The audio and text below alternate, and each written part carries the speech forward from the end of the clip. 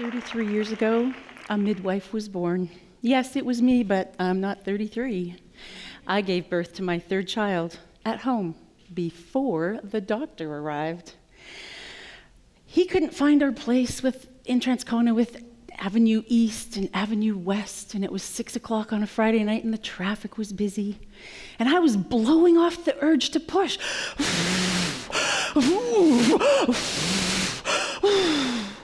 And I was trying to figure out, why is this third baby so hard only 2 hours into the labor when I had two great hospital births first? And I thought home birth was going to be easier. What I didn't know was that I had progressed to 10 centimeters already. It wasn't the premature urge to push. I had to push. And I was thinking, how can I have the baby? The doctor isn't here yet. And then I birthed our baby boy into my husband's trembling yet capable hands. What a beautiful feeling. What an amazing feeling. What a miracle. What a tender moment between Joe and I. What a sweet greeting, meeting our little boy alone together in our bedroom. That night, I came to understand something I have been telling women ever since. A truth that I learned there in our tiny bedroom, in our tiny house on Harold Avenue West. That birth is a verb. We are not delivered. Pizza's delivered. Milk is delivered. Mail is delivered. Women give birth. I learned that night that I could trust my body to birth my baby. I was so thrilled to know this. I was ecstatic. I was passionate about this message. I was going to scream it from the rooftops. I couldn't wait to tell other people. This was an important, empowering message that women needed to hear. And so my journey began. My kind doctor saw my passion and offered to help, which I am ever so grateful for. My life and the lives of my family have been changed and so enriched because of the people we've met and come to know and grown to love. Oh, my poor kids, though. The dinner conversations, a little different than most, probably. Babies, bellies, birth, breastfeeding, even circumcision. I was a magician at times. Sometimes I'd just up and disappear when the phone rang and someone was in labor. I missed soccer games and birthday parties. I was late for the parent-teacher interview. I missed picking up kids at the theater. Sometimes I'd scoop my kids up in their jammies, wrap in their quilts, carry them out to the car, drive over to my neighbor's, carry them into her house, put them on her couch in the family room so they could stay there while I was off to a birth. Well, they survived, and they're amazing human beings. And we are so proud of each of them. All of them have had midwife-attended births. Most of our grandchildren were born at home, many into my own welcoming hands. Heidi had all of hers in the pool or tub.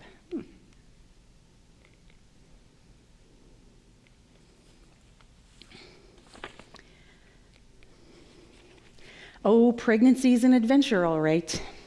Raging hormones, crying at those cute TV commercials, your belly's getting too big, and those breasts, oh, voluptuous breasts, but do not touch those tender breasts. And I've had some adventures as a midwife. It's 2 a.m. Do you know where your midwife is? Oh, perhaps the story of being at a birth at a log cabin. This client desperately wanted her husband to finish building the log cabin before they had their baby. It didn't get done, but she was determined to have her baby in there, so she told us to meet her at that house. And we drove up, and there was lights on inside. That was a good sign. We got inside. They were construction lights, and there was an extension cord running across to the neighbor's house for the power. And there was their hot tub that used to be on their deck at their last house in their dining room. And it was a beautiful birth, except for swatting at the mosquitoes while we were listening to heart tones. They were coming in through the chinking, or through the logs where there was no chinking. Oh, it's 2 a.m. Do you know where your midwife is?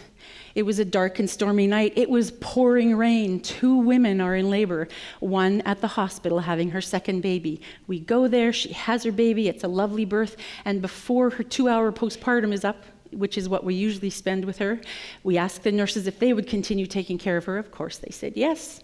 And we drove through the pouring rain to the next birth, which was a home birth, and we couldn't hardly see, and we were on gravel roads, and the rain was just pouring down.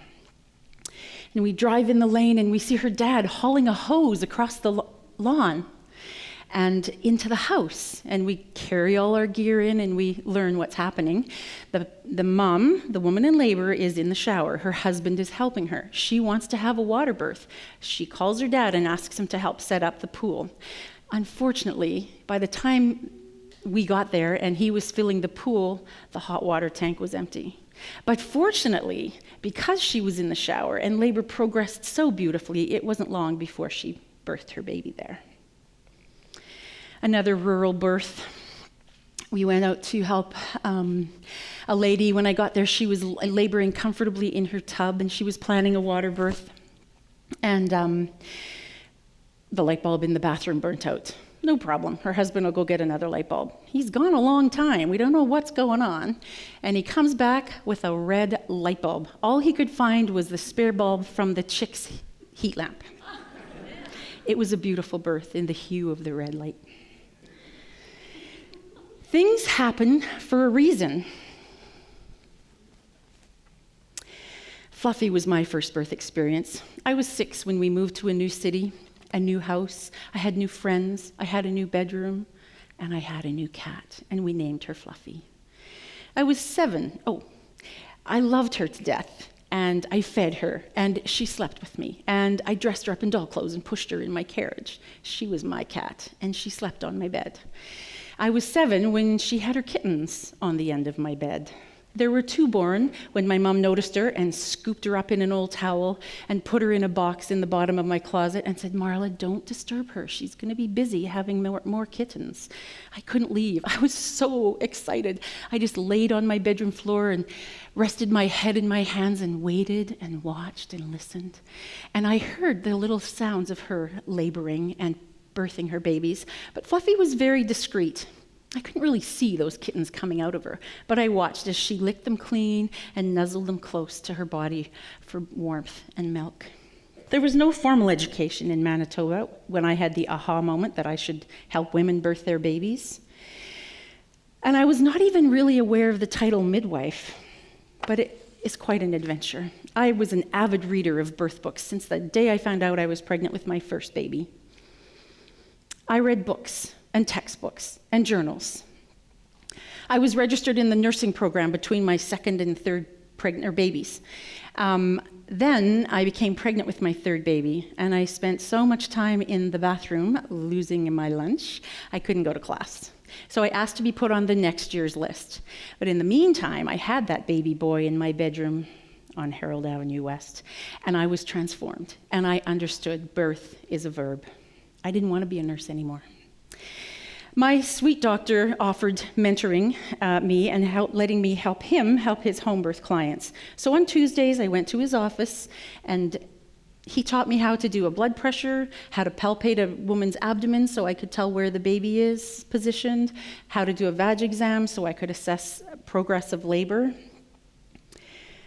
I loved those visits I had with those women. We talked about their previous births. We talked about their plans for the current pregnancy and birth. I learned a lot from those women. Today's education is different. In several provinces across Canada, there is a 4-year program that you can take to become a midwife. In Manitoba, we've just recently, this month, graduated 9 new midwives. It's not enough. 70 to 80% of people who call asking for a midwife get declined care. The midwives can't fit them all in. It's heartbreaking when you have to call and say, "I'm sorry, we don't have room to take you into care." In the beginning, birth is normal. There are variations of normal. There's The majority of the variations are normal, but sometimes they turn into complications. A midwife knows to observe those variations and knows when to take action or when to consult. My great-grandmother was the community midwife in her neighborhood. My maternal grandmother was the mother of 10. Most of her babies were born at home. My mother was her 5th baby, and the identical undiagnosed twin sister came 2 hours later. My poor grandpa, he wanted boys so bad to help him farm.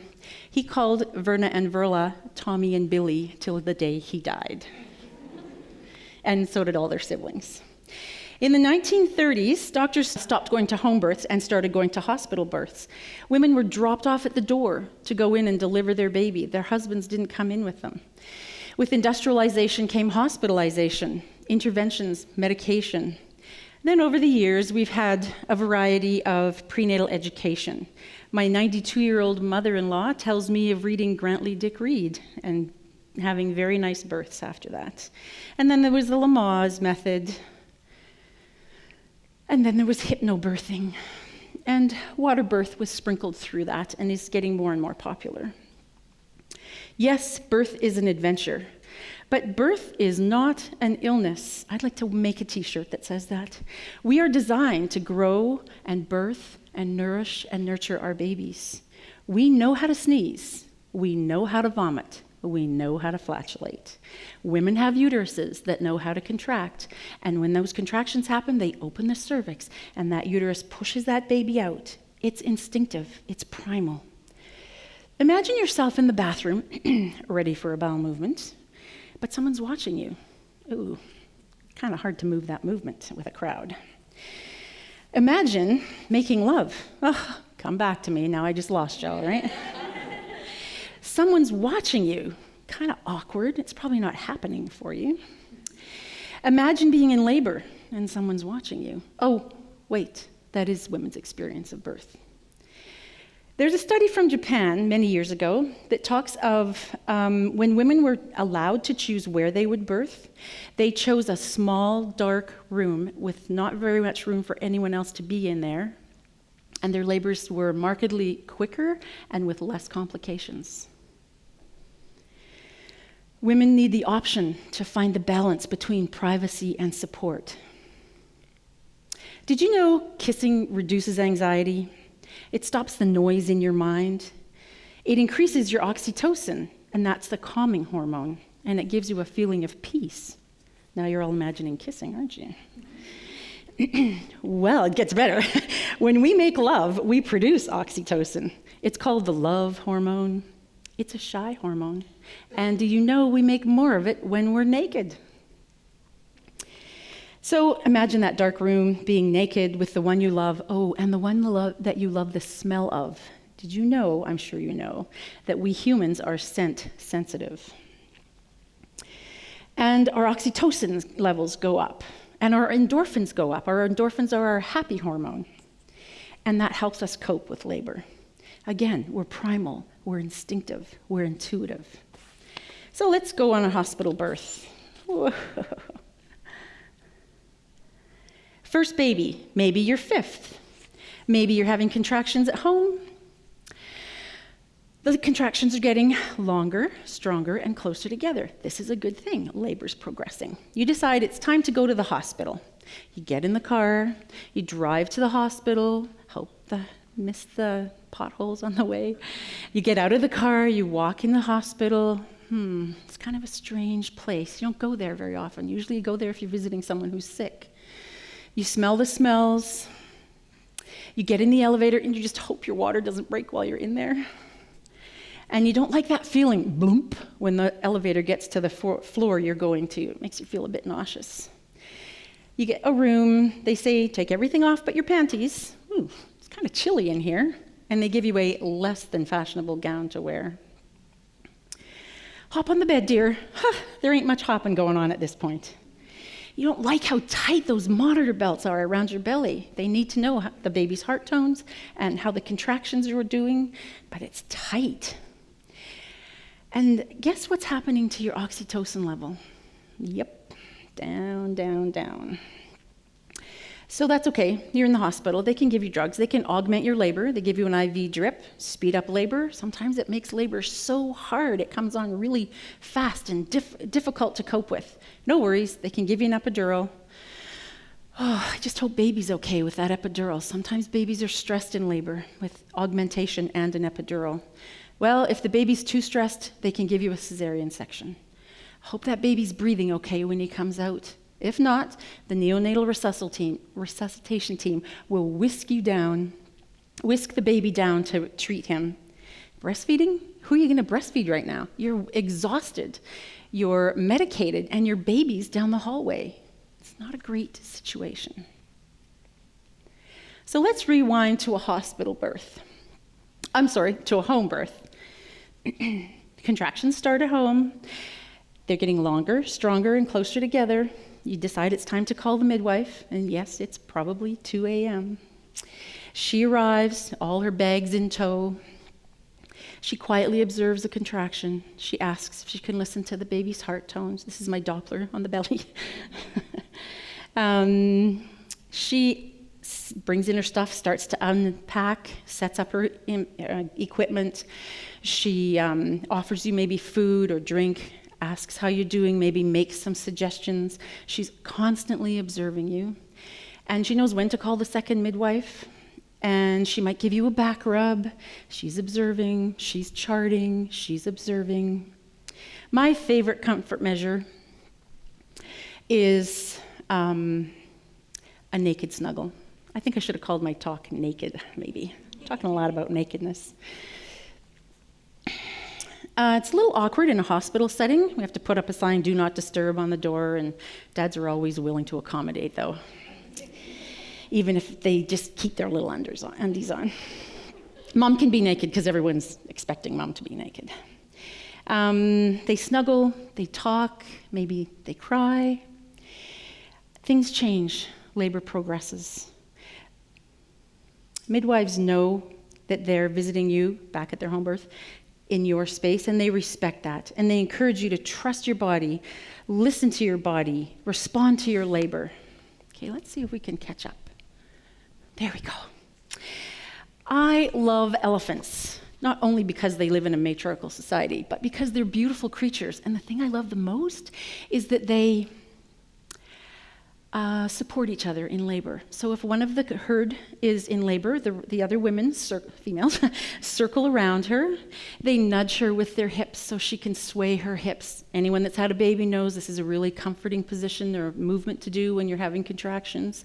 They stroke her with their trunks. Anyone that's had a baby knows how good it feels to be touched in labor. They make low cooing sounds. It's a beautiful birth. The World Health Organization has identified midwives as the key to reducing maternal and infant mortality.